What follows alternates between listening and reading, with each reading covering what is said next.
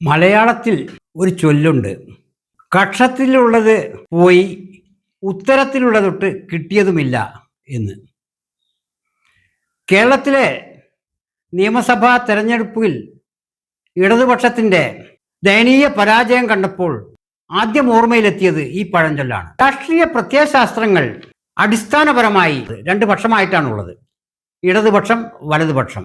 അതിൽ നമ്മുടെ കേരളത്തിൽ കമ്മ്യൂണിസ്റ്റ് പാർട്ടി നേതൃത്വം കൊടുക്കുന്ന ഇടതുപക്ഷ ജനാധിപത്യ മുന്നണി ഇടതുപക്ഷമാണ് എന്നാണ് പൊതുവെ വെപ്പ്. എങ്കിലും കാലമേറെയായി ഈ ഇടതുപക്ഷം എന്ന് സ്വയം അവകാശപ്പെടുമ്പോഴും പലപ്പോഴും വലതുപക്ഷ സ്വഭാവങ്ങൾ പ്രകടിപ്പിക്കുകയും ആധുനിക മുതലാളിത്തം ലോകത്തിന് സംഭാവന ചെയ്ത പല തിന്മകളെയും താലോലിച്ച് സ്വന്തം ആശയം പോലെ അതിനെ പ്രചരിപ്പിക്കാൻ മുൻകൈയെടുക്കുകയും ചെയ്യുന്നതായിട്ടാണ് നാം കണ്ടുവരുന്നത്. അതായത് ഇടതുപക്ഷം അതിൻ്റെ തനിമ നിലനിർത്തുന്നതിന് പകരം വലതുപക്ഷത്തെ വേണ്ടാദിനങ്ങൾ പലതും പ്രാവർത്തികമാക്കുന്ന കാഴ്ചയാണ് നാം കണ്ടുവരുന്നത്. ആധുനിക മുതലാളിത്തം ലിബറലിസം എന്നും മോഡേണിസം എന്നും പറഞ്ഞ് അവതരിപ്പിച്ച പല ആധുനിക തിന്മകളും യഥാർത്ഥത്തിൽ അതിനെ പ്രതിരോധിക്കേണ്ടതാണ് ഇടതുപക്ഷം എന്നിരിക്കെ ഇടതുപക്ഷം തന്നെ അതിനെ ഏറ്റെടുത്ത് നടപ്പിലാക്കുന്ന കാഴ്ച നാം കാണുകയുണ്ടായി. മുതലാളിത്തത്തിൻ്റെ മറ്റനേകം തിന്മകളോടൊപ്പം സമൂഹത്തെ നശിപ്പിക്കുകയും തിന്മയിലേക്ക് നയിക്കുകയും ചെയ്യുന്ന പല പരിപാടികളും ഇടതുപക്ഷം ഏറ്റെടുത്ത് നടത്തുകയുണ്ടായി. കേരളത്തിലെ ഇടതുപക്ഷം പ്രത്യേകിച്ച്. കേരളത്തിലെ ഇടതുപക്ഷ ഭരണം രണ്ടാം ഊഴം ലഭിച്ചതിന് ശേഷമാണ് ജനങ്ങളിൽ നിന്ന് ക്രമേണ ഗ്രാജ്വലി അകലാൻ തുടങ്ങിയത്. അത് തിരിച്ചറിയാൻ അതിൻ്റെ നേതാക്കൾക്കൊട്ട് ആയതുമില്ല. ചൂണ്ടിക്കാട്ടിയവരെ മുഴുവൻ വർഗീയ ചാപ്പകുത്തി അവർ കടക്കൂ പുറത്ത് എന്ന് ആജ്ഞാപിച്ച് പുറത്തു നിർത്തുകയും ചെയ്തു.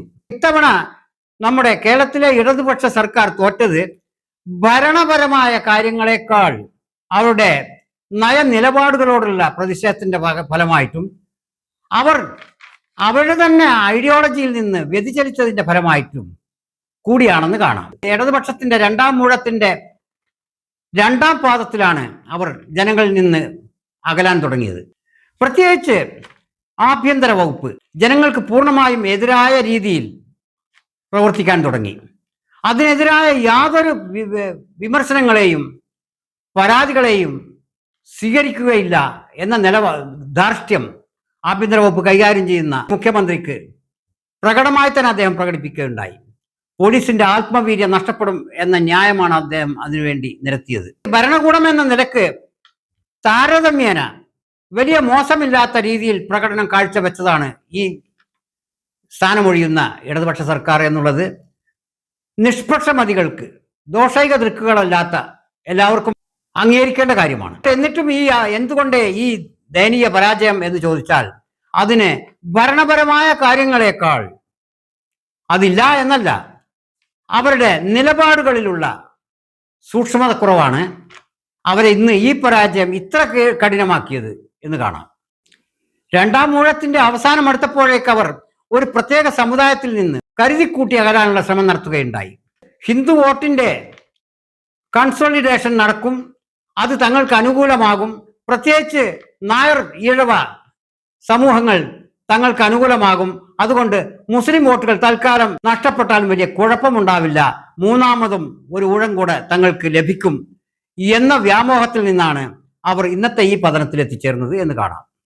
അതിനെയാണ് കക്ഷത്തിലുള്ളത് നഷ്ടപ്പെടുകയും ചെയ്തു, ഉത്തരത്തിലുള്ളതിട്ട് എത്തിപ്പിടിക്കാനായതുമില്ല എന്ന പഴഞ്ചൊല്ലിവിടെ ഉദാഹരണമായി പറഞ്ഞത്. പരമ്പരാഗതമായി ഈഴവരുടെയും മുസ്ലിങ്ങളിൽ ഒരു വിഭാഗത്തിന്റെയും വോട്ട് ഇടതുപക്ഷത്തിനുള്ളതാണ്. ആ മുസ്ലിം വോട്ടുകളാണ് ഭീമമായ തോതിൽ അവർ കരുതിക്കൂട്ടി നഷ്ടപ്പെടുത്തിയത്. അതിന് പകരം വെക്കാൻ ഈഴവ വോട്ടുകളാകട്ടെ ഒട്ട് സഹായകമായതുമില്ല. വെള്ളാപ്പള്ളിയെയും PC ജോർജിനെയും മറ്റ് മുസ്ലിങ്ങൾക്കെതിരെ വിദ്വേഷം ചൊരിയുന്ന എല്ലാവരെയും കൂട്ടുപിടിച്ച് അവരെ നവോത്ഥാന നായകരാക്കി, മഹാന്മാരാക്കി, അവരുടെ അപദാനങ്ങൾ പ്രകീർത്തിച്ച് കൊണ്ടു നടന്നാൽ നഷ്ടപ്പെടുന്ന മുസ്ലിം വോട്ടുകൾക്ക് പകരം സവർണ ക്രിസ്ത്യാനികളുടെയും മധ്യവർഗ നായന്മാരുടെയും ഈഴവരുടെയും വോട്ട് ലഭിക്കുമെന്ന വ്യാമോഹമാണ് ഇവിടെ അസ്തമിച്ചത് എന്ന് കാണാം.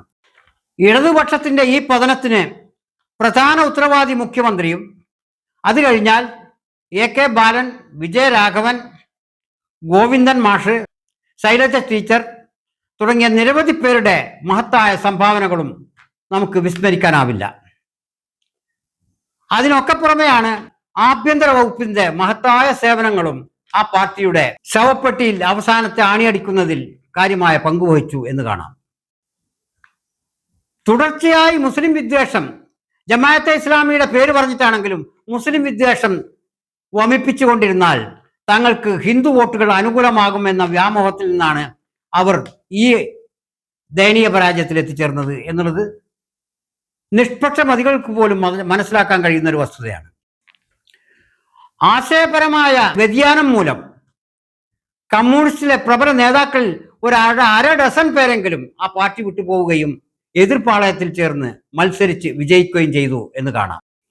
ലോകമൊട്ടുക്ക് സോഷ്യലിസത്തിന്റെ അനന്ത സാധ്യതകളിലേക്ക് ഉറ്റുനോക്കുമ്പോഴാണ് ഇന്ത്യയിലെ ആകെക്കൂടി ഉണ്ടായിരുന്ന ഈ തുരുത്തിൽ നിന്ന് സോഷ്യലിസ്റ്റ് അവകാശവാദവുമായി നടക്കുന്ന, കമ്മ്യൂണിസ്റ്റ് അവകാശവാദം നടക്കുന്ന, എന്നാൽ മുതലാളിത്തത്തിന്റെ കപടവേഷം ധരിച്ച ഹിന്ദുത്വ ഫാസിസ്റ്റുകളുടെ പ്രോക്സിയായി പെരുമാറാൻ ശ്രമിച്ച ഒരു ഭരണകൂടം അധികാരത്തിൽ നിന്ന് നിഷ്കാസിതമാകുന്നത് എന്ന് കാണാം. മറുപുറത്ത് വിജയിച്ച് കയറിയിട്ടുള്ള UDF മുന്നണി നല്ലൊരു മികച്ച ഭരണം കാഴ്ചവെക്കുമെന്ന് തന്നെയാണ് നമ്മുടെ പ്രതീക്ഷ. എങ്കിലും അവർ പ്രഖ്യാപിച്ചിട്ടുള്ള പല സൗജന്യങ്ങളും ഫ്രീ ബീസ് നടപ്പിലാക്കാൻ ആകുമോ? കേരളത്തിന്റെ ഇപ്പോഴത്തെ സാമ്പത്തിക നില അനുസരിച്ച് സൗജന്യങ്ങളിൽ എത്ര എണ്ണം നടപ്പിലാക്കാനാവും എന്ന കാര്യത്തിൽ ഏറ്റവും ശുഭപ്രതീക്ഷയുള്ള ആളുകൾക്ക് പോലും സംശയമുണ്ട്. UDF അധികാരത്തിലെത്തിയാൽ മുസ്ലിം ലീഗ് മുഖ്യമന്ത്രിയായേക്കും, ഉപമുഖ്യമന്ത്രിയായേക്കും, ഇസ്ലാമിക രാഷ്ട്രമാക്കി മാറ്റിയേക്കും UDF ഭരണത്തിലെത്തിയാൽ എന്നൊക്കെ ഭയപ്പെടുത്തി തനിക്കാക്കാനുള്ള ശ്രമങ്ങൾ കുറെ നടന്നെങ്കിലും അതെല്ലാം ദയനീയമായി പരാജയപ്പെട്ടു. വെടക്കാക്കി തനിക്കാക്കുക എന്നൊരു ചൊല്ല് നമ്മുടെ നാട്ടിൽ പതിവുള്ളതാണ്. പക്ഷേ ഇവിടെ കമ്മ്യൂണിസ്റ്റുകാരും BJPക്കാരും ഒരുപോലെ ഭയപ്പെടുത്തി തനിക്കാക്കുക എന്ന തന്ത്രമാണ് ആവിഷ്കരിച്ചത്.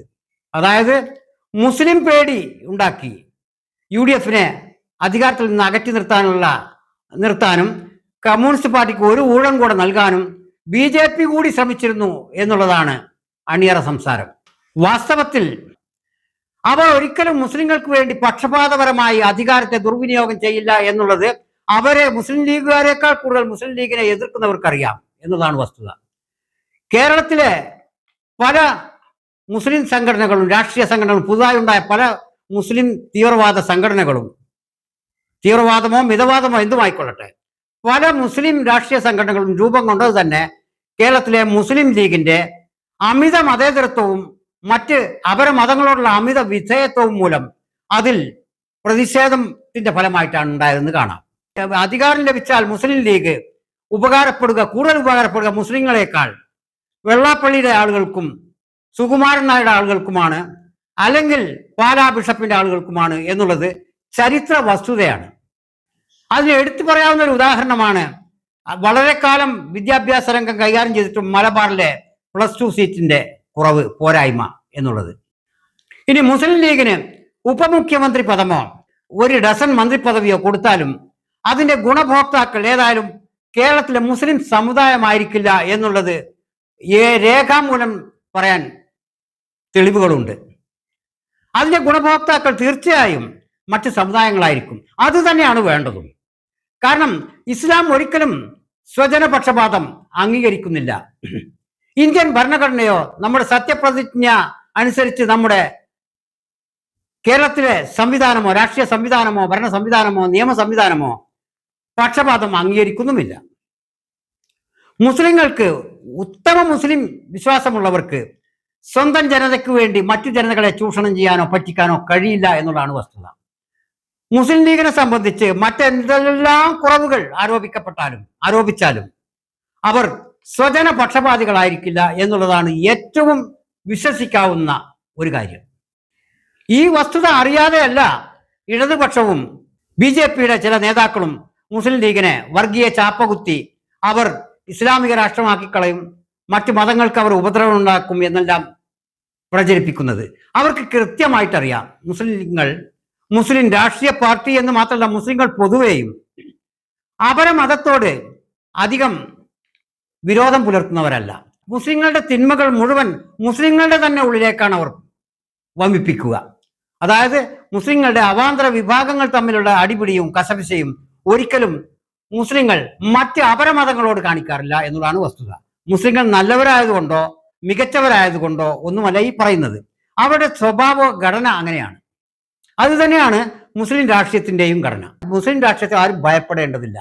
അവർക്ക് അതിൽ നിന്ന് നന്മയല്ലാതെ നീതിയല്ലാതെ മറ്റൊന്നും പ്രതീക്ഷിക്കേണ്ടതുമില്ല. CH മുഹമ്മദ് കോയയുടെ പ്രസിദ്ധമായ വാക്കുകൾ തന്നെ അന്യർക്ക് അർഹമായത് അപഹരിക്കാനല്ല, തങ്ങൾക്ക് അർഹമായത് നഷ്ടപ്പെടാതിരിക്കാൻ വേണ്ടിയാണ് തങ്ങൾ രാഷ്ട്രീയാധികാരം വേണമെന്ന് പറയുന്നത് എന്നാണത്. അത് ഖായിദെ മില്ലത്തിന്റെ കാലം മുതൽക്കിങ്ങോട്ട് CH ആയാലും ബാഫക്കി തങ്ങളായാലും ശിഹാബ് തങ്ങളായാലും പാണക്കാട് തങ്ങന്മാർ മറ്റാരെങ്കിലും ആയാലും ശരി, അന്യരോട് അപരനോട് മര്യാദ കാണിക്കാതെ സ്വജനങ്ങളോട് പക്ഷപാതം കാണിക്കുന്ന ഒരു രീതി മുസ്ലിം ലീഗിനകത്തോ മുസ്ലിം സമുദായത്തിനകത്തോ സാധ്യമല്ല എന്നുള്ളതാണ് വസ്തുത. പല സമുദായങ്ങളും തങ്ങളുടെ വർഗീയ പക്ഷപാതിത്വങ്ങളും വർഗീയ ചേരിതിരിവുകൾക്ക് വേണ്ടിയുള്ള ആഹ്വാനങ്ങൾ നടത്തുമ്പോൾ മുസ്ലിങ്ങൾ ഒരിക്കലും അപരമത വിദ്വേഷം പ്രചരിപ്പിക്കാനോ അധികാരത്തിലുള്ള വിഷയങ്ങളിൽ സ്വമതക്കാർക്ക് പക്ഷപാതപരമായി എന്തെങ്കിലും ചെയ്തു കൊടുക്കാനോ കൂട്ടാക്കുന്നവരല്ല അവർ എന്നുള്ളത് അവരെ മുസ്ലിം ലീഗിനെ വെള്ളപൂശാനോ മുസ്ലിം രാഷ്ട്രീയത്തെ മഹത്വപ്പെടുത്താനോ പറയുന്നതല്ല. ആരെന്തൊക്കെ പറഞ്ഞാലും കേരളത്തിൽ മൊത്തം ഇന്ത്യയിലല്ല, മതേതരത്തിന്റെ കാവലാളുകളായി ജനം പൊതുവെ കാണുന്നത് ഇടതുപക്ഷ ജനാധിപത്യ ശക്തികളെയാണ്. താരതമ്യേന മതേതരത്വത്തിന്റെ മഹത്തായ ഒരു ഉദാഹരണമാണ് കോൺഗ്രസ് എങ്കിൽ പോലും മതേതരത്വത്തിന് കുറെ കൂടി ഫലപ്രദമായ സംഭാവനകൾ നൽകാൻ ഇടതുപക്ഷത്തിനാണ് ആവുക. അതുകൊണ്ട് തന്നെ ഈ തോൽവിയോടുകൂടി കമ്മ്യൂണിസ്റ്റുകാരും ഇടതുപക്ഷവും സോഷ്യലിസ്റ്റ് ചിന്താഗതികളും കേരളത്തോട് വിട പറയുക എന്നുള്ളത് അത്ര ഗുണകരമായ ഒരു കാര്യമായിരിക്കില്ല. ഇന്ത്യൻ ഭരണഘടനയുടെ ആമുഖത്തിൽ തന്നെ നാം സോഷ്യലിസ്റ്റ് എന്നുകൂടി എഴുതി ചേർത്തത് ഇന്ദിരാഗാന്ധിയാണ്. അത് മറ്റേതെങ്കിലും കമ്മ്യൂണിസ്റ്റ് ഭരണകൂടമോ EMS നമ്പൂതിരിപ്പാടല്ല എന്ന് ഓർക്കണം. അതായത് സോഷ്യലിസത്തിന്റെ മഹത്വം ഇന്ന് മുതലാളിത്ത സാമ്രാജ്യത്വ രാഷ്ട്രങ്ങൾ പോലും തിരിച്ചറിഞ്ഞുകൊണ്ടും യൂറോപ്യൻ മുതലാളിത്ത ക്യാപിറ്റലിസ്റ്റ് രാജ്യങ്ങൾ പോലും പിന്തുടർന്നുകൊണ്ടും ഇരിക്കുന്ന ഈ കാലയളവിൽ നേരത്തെ ബാലറ്റ് പട്ടികയിലൂടെ കമ്മ്യൂണിസത്തിന് ഇടം കൊടുത്ത കേരളം പോലെയുള്ളൊരു പ്രബുദ്ധരായ ജനങ്ങളുള്ള ഒരു സംസ്ഥാനത്ത് കമ്മ്യൂണിസത്തിന് വിട പറഞ്ഞു പോകേണ്ടി വരില്ല എന്നുള്ളത് ഉറപ്പാണ്. പക്ഷേ താൽക്കാലികമായ ഈ പിന്മാറ്റത്തിന് അവർക്ക് ഇടവന്നത് അവരുടെ തന്നെ പോരായ്മ കൊണ്ടാണ് എന്നുള്ളത് അവരുടെ തന്നെ ആത്മപരിശോധനയിലൂടെ കണ്ടെത്താവുന്ന കാര്യമാണ്. മറ്റാരെയും അതിൽ കുറ്റപ്പെടുത്തിയിട്ട് കാര്യമില്ല. ചുരുക്കത്തിൽ ഇടതുപക്ഷത്തിന്റെ ഈ തോൽവി ഭരണത്തോടുള്ള വെറുപ്പിനേക്കാൾ അവരുടെ ധാർഷ്ട്യത്തോടുള്ള പ്രതിഷേധമാണ്, പ്രതികരണമാണ്. അവരുടെ നിലപാടുകളിൽ സംഭവിച്ച വീഴ്ചകൾക്കുള്ള മറുപടിയാണ് എന്ന് ഇനിയെങ്കിലും അവർ മനസ്സിലാക്കുക. അല്ലെങ്കിൽ അവരുടെ തോൽവിയുടെ കാരണങ്ങൾ അന്വേഷിക്കുന്ന കൂട്ടത്തിൽ ഈ കാര്യങ്ങൾ കൂടി ഉൾപ്പെടുത്തുക എന്ന് അഭ്യർത്ഥിച്ചുകൊണ്ട് കേരളത്തിന് മികച്ചൊരു ഭരണം കാഴ്ചവെക്കാൻ UDF കഴിയട്ടെ എന്ന് ആശംസിച്ചുകൊണ്ട് നിർത്തുന്നു.